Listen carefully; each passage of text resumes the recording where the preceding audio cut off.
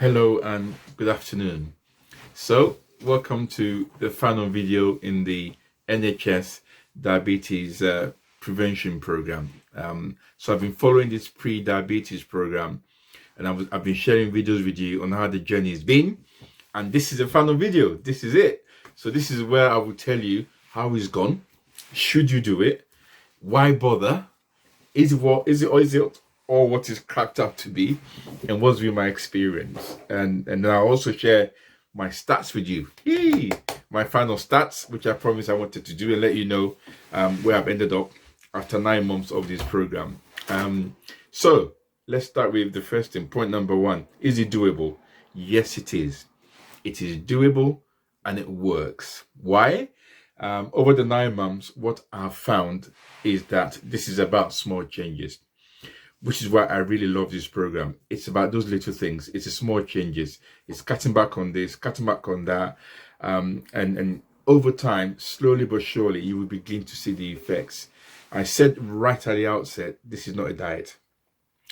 This is, for me personally, this is about a lifestyle change, about how I look after myself. Because, we all know now, if we didn't before, that health is important, right? Health is wealth. So if I'm going to do this, it has to be something that I can practice on an ongoing basis as a normal way of living. I'm not interested in doing a fad diet where I'll be happy, well, I've lost weight, and then 2 weeks later, I'm shoving my face in Haagen-Dazs pre-lines and cream. So that's the old job. So yes, it is doable. Yes, it works because there are small changes to diet, small changes to exercise, and I can guarantee you see the results. And I will share my stats with you. So that's number one. Number two, what's worked on the program?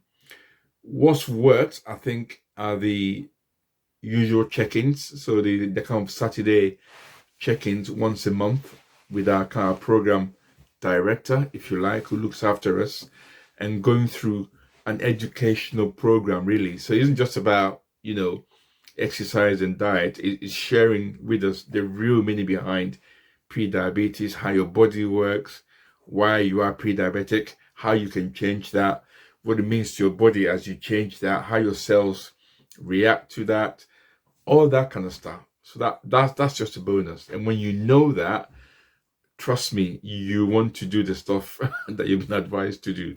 So it's massively educational, if nothing else. So that's worked. Number three, I think it's really important that when it comes to exercise, you get to understand that there's a plethora of things you can do. Because I came at this thinking, exercise, that big thing in front of me, and I saw it as a really big challenge. But it turns out, actually, it's about you moving. So you don't have to be, Sir Mo. You don't have to be an Olympian, right? You don't have to be a 100-meter champion. You just have to move. And over time, actually, you can expand that movement. You can do more. And as you do, your body adjusts. So let me give you an example. So I started by walking 1K, 10-minute walk. Then add a bit on 2K, 3K. What do I do now? I do 10K and no sweat, guaranteed. Saturday, Sunday, my wife and I get up in the morning. The first thing we do, we walk 10K, 2 hours. That takes about 2 hours, an hour and a half to 2 hours. And you think, 10K. But we started with 1K. When I started this program after 1K, right, panting like a sick dog. Now I do 10K. I'm like, right, is that it? Are we done? Can we go again? So, don't be afraid of exercise. I have found that over time doing this program, if you do it and you're consistent, your body just adjusts. And something else actually, which came up out of this, which is my point number 4. Particularly around exercise and food. I think you've got to start somewhere. Right? So number 1, just act. Doesn't matter what you do something. Whatever makes you happy in terms of trying to change your lifestyle, whether you want to change what you eat slowly, or start exercising slowly, just act. Start with an act. Then comes a habit. So if you do that act on a consistent basis, twice a week, 3 times a week, twice a week, 3 times a week, it becomes a habit. When it becomes a habit, you stop thinking about it. It becomes your behavior. And once you get to that point, your behavior becomes you. So I found that beautifully illustrated with this program. I think that's been really useful. So also on food, number 5, something I found: you cannot exercise your way out of a bad diet. Yes, I know. Those of us that think, I can eat what I like, it doesn't really matter, I can go to the gym, I know I can burn it. There are people who can burn calories easily. I'm not one of those.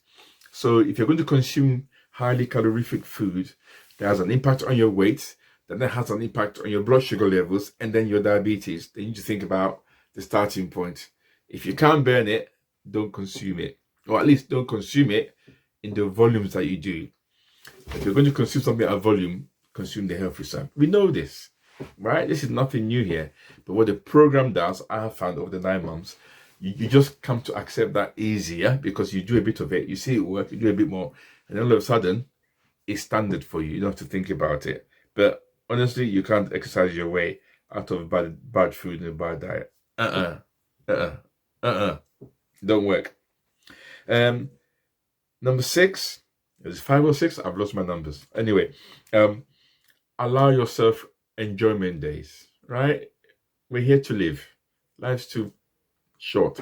So one day where something doesn't go right, don't beat yourself up. But, it is what it is. Get back to your habit of the good stuff. And that's fine. Over 2 or 3 days, you recover yourself. So allow yourself some good days. Now then, stats. Let me share with you where we've ended up because I'm conscious time is going. Right, so the information around stats. Let's start with the weight. I began this journey hoping to lose, I think it's about 12 kilos.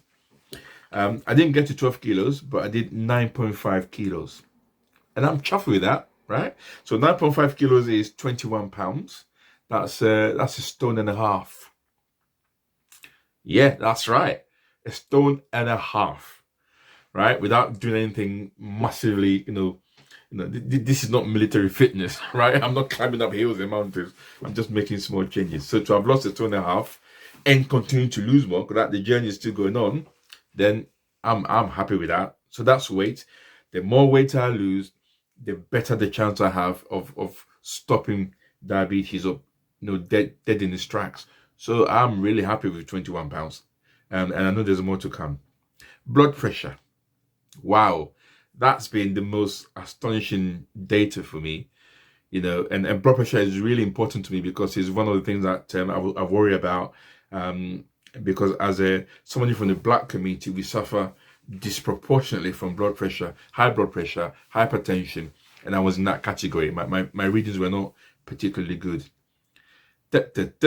My last reading, which is what I did just before I started this, I don't know if I can call it up, but you probably won't see it because it's upside down. You can't see that's upside down, isn't it? But if you can read it, that's my last reading today. You can see the date. Barely, if you can see the date there. Anyway, so that's reading 117 over 76. 117 over 76. Flipping heck. I mean, that's that's better than normal. I used to read, 140s over, close to 90s. 170 over 76. Tell me this doesn't work. It does. Facts. I've just shown you my reading. And then, I also weigh, apart from the weight, my scales also measures my body fat composition. So it's a guide, it's not, it's not exactly accurate, but it's a guide. So my body fat composition used to be 42%. Ouch. That's scary, isn't it? My last reading was 28%. So, it's an indication, because, I don't know how the technology reads my body fat from me standing on the scale, but it's an indication, and I'll take that. So the final figure then, which is probably the most important in all of this, is the blood sugar readings. After all, that's why we're doing this, right? So the blood sugar readings comes out on average, and this is for me as a pre-diabetic. Well, I don't think I'm pre-diabetic anymore, actually. Well, we should see where we are. pre-meal. So I do my reading before I eat. So it's a fasting reading. On average, I'm normally in between 4.8 and 5.2 millimole. 4.8 and 5.2. That's telling me I'm normal. So I don't know. So I think I'll go to my GP and I'll do what's called an HbA1c test, because it's been 9 months. So they'll do it. That's a much more of a, I suppose, detailed check of my blood sugars over the 9 months. So that will give me an indication. But if that supports this 4.8 to 5.2 millimole range that I've been getting all along, because I'm using my own trusty kit. So I do my own little prick and I check it. So that's what I'm going by. But I'll go to my GP and I'll get my proper HbA1c readings to see what that tells me. So every indicator is telling me there's been a significant change to my health, whether that's my blood pressure readings, my blood sugar readings, my body fat composition, or my weight. I am cock-a-hoop. I'm chuffed. I am, as you say in Liverpool, my team that I support, I'm made up lad. So anyway, that's it. That's all I have to tell you, really. I think it's been a fantastic journey. And I will urge you again, if you're thinking about it, just do it. Just get on and do it. It's just do it. I sound like Nike advert. Just do it. Okay? The good thing is, I've still ended up with this. I've still got this guide.